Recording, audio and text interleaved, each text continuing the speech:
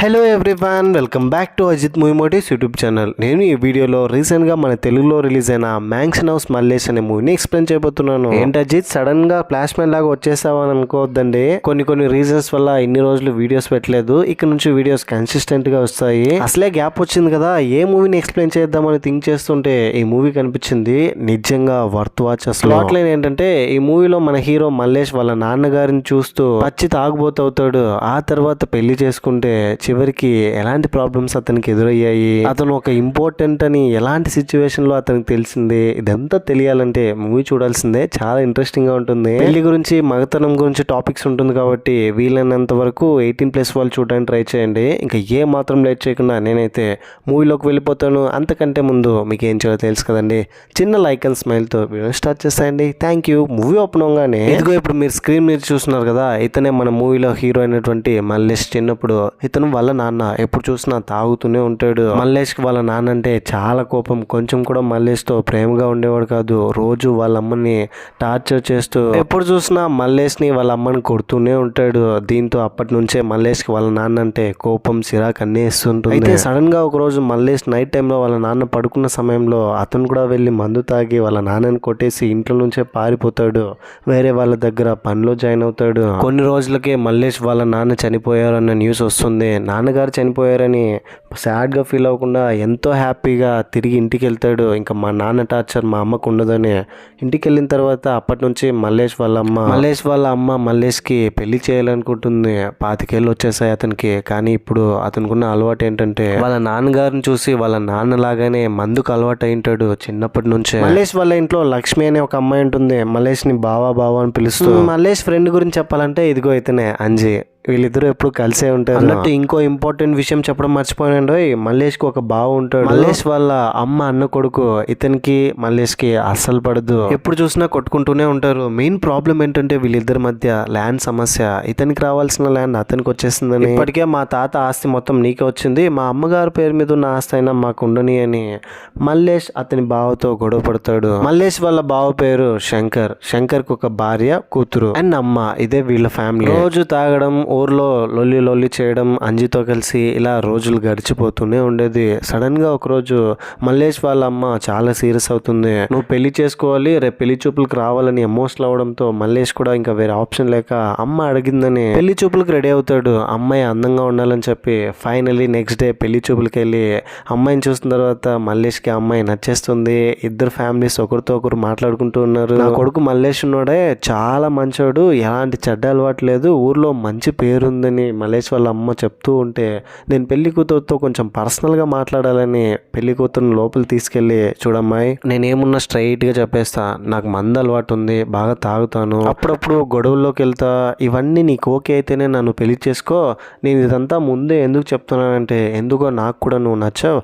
ఒక్కసారి నేను ఏ అమ్మాయినైనా గుండెల్లో పెట్టుకున్నానంటే ఎప్పటికీ మర్చిపోను, చెయ్యి వదలని చెప్పడంతో మల్లేష్ లోని హానెస్టీ చూసి ఆ అమ్మాయి ఈ పెళ్లికి ఓకే అంటుంది. ఫైనల్లీ అంగరంగ వైభవంగా ఇద్దరికి పెళ్లి జరుగుతుంది. ఈ పెళ్లిలో మల్లేష్ వాళ్ళ బావ శంకర్ వచ్చి మళ్ళీ అతన్ని అవమానపరిచి వెళ్తాడు. మీ దగ్గర ఏం లేదు, నా దగ్గర డబ్బు ఉంది, ఆస్తి ఉంది, బంగారం ఉందని చెప్పి ఈ పెళ్లిని ఎలాగైనా ఆపేయాలని మల్లేష్ మీ దగ్గర అబద్ధం చెప్పాడు. మల్లేష్ పచ్చి తాగబోతూ గొడవలకి వెళ్తూ ఉంటాడు. మరేమో ఇవన్నీ తెలిసి కూడా అల్లుడుగా ఇతన్ని యాక్సెప్ట్ చేస్తున్నారంటే, సడన్ గా మల్లేష్ కోపం వచ్చి, నేను పెళ్లి కూతురుతో మొత్తం చెప్పే ఈ పెళ్లికి ఒప్పించాను, నీకు నేను ముందే చెప్పాను కదా అంటే పెళ్లి కూతురు అవునండి అని చెప్తుంది. ఆ తర్వాత పెళ్లి కూతురు వాళ్ళ అమ్మ నాన్న వద్దు ఈ సంబంధం అని చెప్పినా కూడా పెళ్లి కూతురు మల్లేష్ మీద ఉన్న ఇష్టంతో పెళ్లి చేసుకుంటుంది. ఆ తర్వాత ఆ రోజు రాత్రి ఇద్దరికి శోభనం ఏర్పాటు చేస్తారు. మల్లేష్ ఫ్రెండ్స్ అందరూ ఏకంగా బ్యానర్లే కొట్టిస్తారు. ఫ్రెండ్స్ అందరూ కలిసి కూర్చుని మందు తాగి మల్లేష్ లోపలికి వెళ్తే లోపల అమ్మాయి వెయిట్ చేస్తూ ఉంటుంది. తననే చూస్తూ మల్లేష్ ఇంకొంచెం పక్కకి వెళ్ళి తనని కిస్ చేయడానికి ట్రై చేస్తుంటే సడన్ గా మల్లేష్ భార్య ఒక్క నిమిషం అని బయటకు వచ్చి వామిట్ చేసేస్తుంది. అయితే ఇదంతా ఇంట్లో అక్కడే పడుకుని ఉన్న లక్ష్మి అబ్జర్వ్ చేస్తూ ఉంటుంది, ఏం సడన్ గా ఇలా వచ్చేసిందని. ఆ తర్వాత నెక్స్ట్ డే మార్నింగ్ మల్లేష్ కోసం తన భార్య కాఫీ తీసుకెళ్లిస్తుంది. ఆ తర్వాత బెడ్షీట్లన్నీ లక్ష్మి వెళ్ళి సర్దుతుంది. పొలం దగ్గరికి వెళ్తే మల్లేష్ కి వాళ్ళ బావ శంకర్ కి ఇంకా గొడవలు ఎక్కువైపోతాయి. ఆ రోజు రాత్రి ఎలాగైనా మందు తాగకూడదు, ఇంతకు ముందు రోజు జరిగినట్టు తను వామిట్స్ చేసుకుంటుందేమో అని భయపడి ఈ రోజు మందు తాగకుండా మల్లేష్ తన భార్య దగ్గరికి వెళ్తాడు. ఎంతో ఎక్సైట్మెంట్ తో మల్లేష్ వెళ్ళి తన భార్యను అప్రోచ్ అవడానికి ట్రై చేస్తే అతని అతని వల్ల అవ్వట్లేదు. బయటకు వచ్చి మళ్ళీ మందు తాగి చాలా ఫ్రస్ట్రేట్ అయిపోతాడు, ఏంట్రా ఇలా అయిపోయిందని. ఆ తర్వాత మల్లేష్ ఫ్రెండ్ అంజీ మల్లేష్ దగ్గరికి వచ్చి, ఇంకేంటి మావా చాలా హ్యాపీగా కనబడుతున్నావు, ఏంటి నైట్ అది జరిగిందా అంటే, లేదురా ఏం జరగలేదని చెప్తాడు. ఓ అదా అని అర్థం చేసుకుని నేరుగా మెడికల్ షాప్ తీసుకెళ్లి కొన్ని టాబ్లెట్లు కొనిస్తాడు, ఈ రోజైనా పని జరుగుతుందేమో అని. మల్లేష్ మళ్ళీ ఇంతకు ముందు రోజు లాగానే ఎక్సైట్మెంట్ తో టాబ్లెట్స్ వేసుకుని, ఈ రోజు టాబ్లెట్స్ వేసుకున్నాను, బాగా ట్రై చేద్దామని ట్రై చేసిన నో యూస్, మళ్ళీ అదే రిపీట్ అవుతుంది. కానీ బయటికి మాత్రం లోపలేదో జరుగుతున్నట్టు లక్ష్మి అబ్జర్వ్ చేస్తుంటే ఇంటిమేట్ అయినట్టు సౌండ్స్ చేస్తూ ఉంటారు.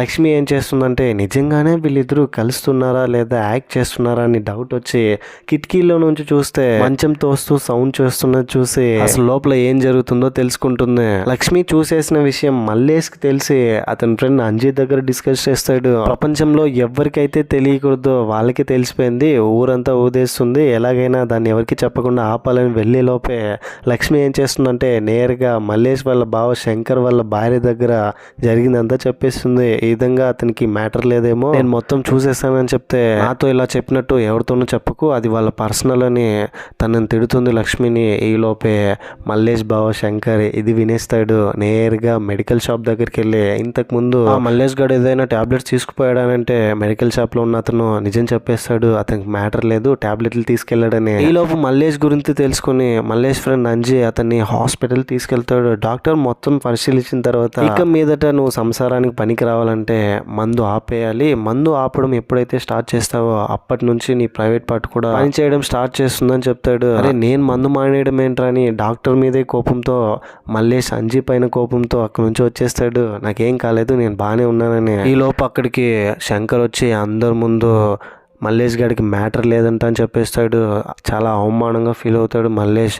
దాంతో శంకర్ ఏం చేస్తాడంటే ఛాలెంజ్ ఇస్తాడు, నువ్వు కనుక నీ భార్యతో సంసారం చేసి పిల్లల కంటే నీకు రావాల్సిన ఆస్తి మొత్తం నేనే ఇచ్చేస్తానని చెప్తాడు. నేను గుండు కొట్టుకొని నా 10 ఎకరాలు కూడా నీకే ఇచ్చేస్తాను అని వార్నింగ్ ఇస్తాడు. ఇద్దరి మధ్య పెద్ద గొడవే జరుగుతుంది. నా భార్యకి కడుపు చేసి చూపిస్తానే మల్లేష్ కూడా ఛాలెంజ్ చేసి వస్తాడు. ఇంతటితో ఇంటర్వెల్. సెకండ్ హాఫ్ లోకి వెళ్ళబోయే ముందు మీకు గనుక నా ఎక్స్ప్లెనేషన్ నచ్చితే మరిన్ని ఇలాంటి ఎక్స్ప్లెనేషన్ వీడియోస్ కోసం మన ఛానల్ని సబ్స్క్రైబ్ చేసి బెల్ ఐకాన్ క్లిక్ చేసేయండి. సెకండ్ హాఫ్ ఓపెన్ అవగానే మల్లేష్ వాళ్ళ అంకుల్, ఒరే ఏంట్రా ఛాలెంజ్లు చేస్తే మరి ఇలా చేస్తారేంట్రా, ఇవన్నీ నువ్వు పట్టించుకోకుండా మీ అమ్మ ఫోన్ చేస్తుంది వెళ్ళురా అని చెప్తే, నేను ఇప్పుడు మా అమ్మ నా భార్య దగ్గర ఎలా తలెత్తుకోవాలని మల్లేష్ చెప్తే, అవేం కాదు నువ్వు ఫస్ట్ వెళ్ళు, వాళ్ళు నువ్వు లేకపోతే ఏమైపోతారని మోటివేట్ చేయడంతో మల్లేష్ తన భార్య దగ్గరికి వెళ్ళి, ఆ శంకర్ గారు ఎంత పెద్ద మాట అన్నాడో తెలుసా, నన్ను ఏమైనా పర్లే నిన్నన్నాడు, అందుకే వాడిని కొట్టొచ్చాను, ఛాలెంజ్ చేసి వచ్చేసాను అని చెప్తాడు. ఆ తర్వాత next day Mallesh friend Anji, ఒరే మావా నువ్వేం కంగారు పడుకు, ప్రతి మగాడికి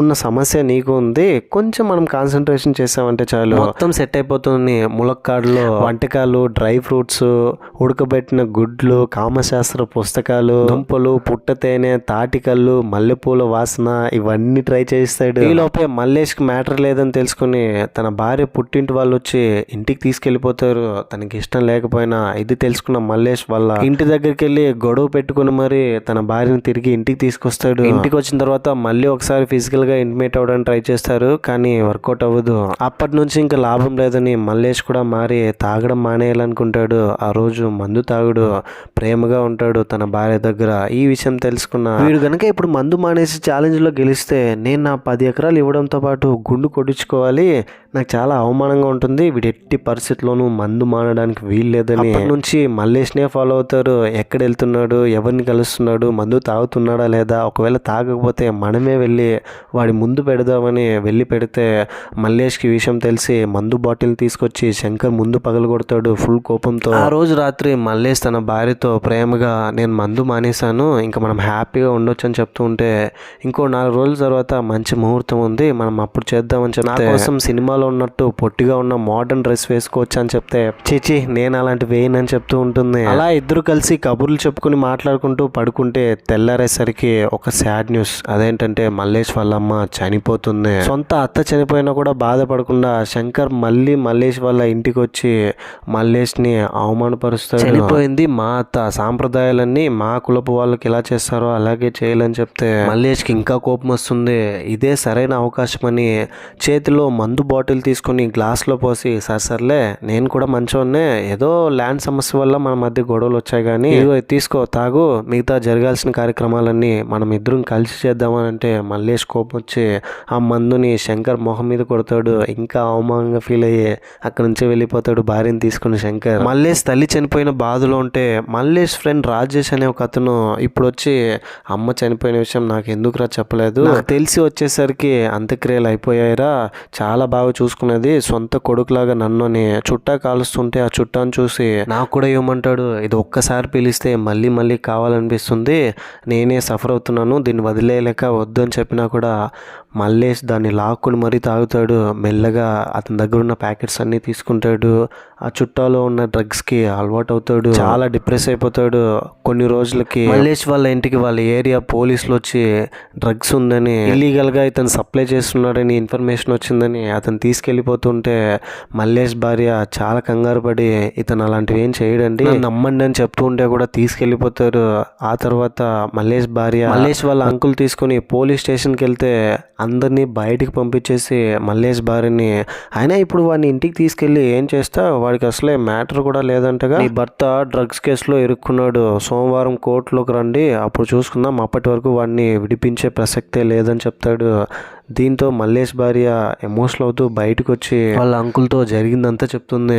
ఇంకోవైపు వాళ్ళ బావ శంకర్ చాలా హ్యాపీగా ఫీల్ అవుతాడు. ఇక్కడే రివీల్ ట్విస్ట్ ఏంటంటే మల్లేష్ ఫ్రెండ్ రాజేష్కి కొంత డబ్బులు ఇచ్చి మల్లేష్ దగ్గర డ్రగ్స్ ఉండేలా చేస్తాడు. ఈ విషయం తెలుసుకున్న శంకర్ భార్య కోపం వచ్చి శంకర్ని బాగా తిట్టి బుల్లెట్ బైక్ తీసుకొని వచ్చి స్టేషన్లో ఎస్ఐతో మాట్లాడి, ఇప్పుడు కనుక మల్లేష్ బయటకు రాకపోతే నేనేం చేస్తానో నాకే తెలియదని వార్నింగ్ ఇచ్చి పై అధికారులతో ఫోన్ మాట్లాడించి మరి మల్లేష్ని బయటికి తీసుకొస్తుంది. దాంతో అప్పటి నుంచి మల్లేష్ భార్య శంకర్ భార్య వీళ్ళిద్దరూ ఫ్రెండ్లీగా ఉంటారు. మల్లేష్ భార్య తనతో నా కోసం మందు సిగరెట్ ఇవన్నీ మానేశాడు, ఎప్పుడైతే వాళ్ళ అమ్మ చనిపోయిందో మళ్ళీ తాగడం స్టార్ట్ చేశాడని చెప్తుంది. ఇలా ఉన్న పలంగా ఆపేయాలంటే ఎవరికైనా కష్టమే, మనమే వాళ్ళని అర్థం చేసుకుని కొంచెం కొంచెం మానిపించాలని చెప్తే ఆ రోజు రాత్రి మీరు ఎక్కడ తాగినా నా మీదొట్టే, నా కళ్ళ ముందు మాత్రమే తాగాలి, నేను ఇస్తేనే తాగాలి అని చెప్తుంది. తనే దగ్గరుండి అతని చేతికి మందిస్తుంది. అప్పటి నుంచి భార్య చెప్పినట్టుగానే విని కొద్దిగా మారడానికి ట్రై చేస్తాడు. మల్లేష్ వాళ్ళ అంకుల్తో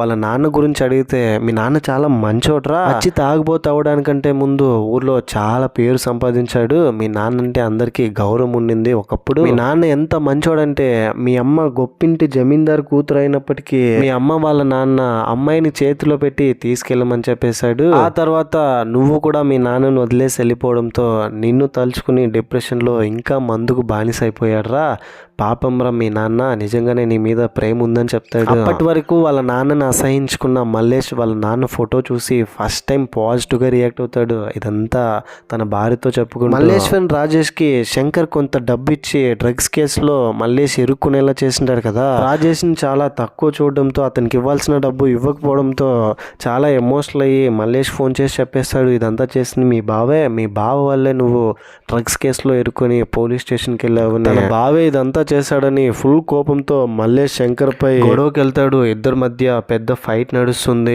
ఒకరినొకరు చంపుకోవడానికి వెళ్తారు. శంకర్ భార్య మల్లేష్ భార్య ఇద్దరిని ఆపి ఇద్దరిని ఇంటికి తీసుకెళ్లి ఇద్దరికి నచ్చ చెప్తారు. అనేటోళ్ళు ఎన్నైనా అంటారు బావా, మనం బ్రతకడంలోనే ఉంది మనం ఏంటనేది, లేదు అన్నారని అన్న వాళ్ళందరినీ చంపుకుంటూ పోతే దానికి అర్థమై ఉంటుంది, భూమి మీద సగానికి సగం మంది మిగలరు, మనకు తెలిసిన వాళ్ళే, కొంచెమైనా అర్థం చేసుకో బావా అని మల్లేష్తో తన భార్య అంటే, ఇంకోవైపు శంకర్తో తన భార్య, అయినా వాడితో మీ ప్రాబ్లం ఏంటండి, ఆ ల్యాండే కదా, నువ్వు మల్లేష్ ఇద్దరు పెద్ద పటేల్ మనవడలే, మీరిద్దరికి 100 ఉండొచ్చు కానీ ఇద్దరు ఒకే ఫ్యామిలీకి చెందిన వాళ్ళే, అత్త కొడుకే కదా వాడు, మీ తాత మనవడే కదా, మీ మధ్య ఉన్న గొడవల్లో ఆ అమ్మాయిని ఎందుకు లాగుతున్నారు, ఏ మగాడైనా భార్యను అలా అంటే ఊరుకోడు, మనకు కూడా ఒక ఆడపిల్ల ఉంది, తను ఒకవేళ ఈ సిచ్యువేషన్లో ఉంటే మీరు ఎలా రియాక్ట్ అయ్యేవారు అర్థం చేసుకోండి అని మెల్లగా మల్లేష్ బావ శంకర్ మనసు మార్చడానికి ట్రై చేస్తుంది. అతను కూడా రియలైజ్ అయ్యి ఇంకా ఎన్ని రోజులని ఇలా కొట్టుకుంటూ ఉంటామని